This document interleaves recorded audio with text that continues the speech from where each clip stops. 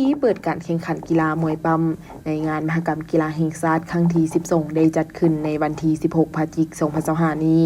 ที่สนามแข่งขันเดินโฮมสถาบันกีฬากายกรรมโดยเข้าร่วมของทานปริญญาเอกวงศ์เพชรอุดมฤทธิ์ประธานสหพันธ์มวยปั้มแห่งชาติลาวรองศาสตราจารย์มโนโลดพินิจได้กล่าวว่า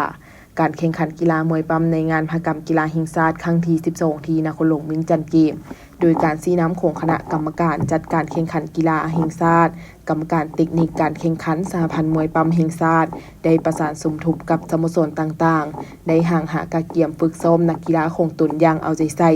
โดยการกะเกียมคัดเลือกนักกีฬาใหม่เพื่อประกอบส่วนเป็นนักกีฬาทีมชาติเข้าร่วมงานกีฬาซีเกมซึ่งการแข่งขันกีฬามวยปั้มที่ได้จัดในครั้งนี้ผ่านมาคืองานมหกรรมกีฬาแห่งชาติครั้งที่10อุดมไซมีสิงไซ17เหรียญคำงานมหกรรมกีฬาแห่งชาติครั้งที่11เสียงขวงมีสิงไซ17เหรียญคำและงานมหกรรมกีฬาแห่งชาติครั้งที่12นครหลวงเวียงจันทน์เกมครั้งนี้มีสิงไซ11เหรียญคำมีนักกีฬาเข้าร่วมแข่งขันรวม46คนหญิง17คน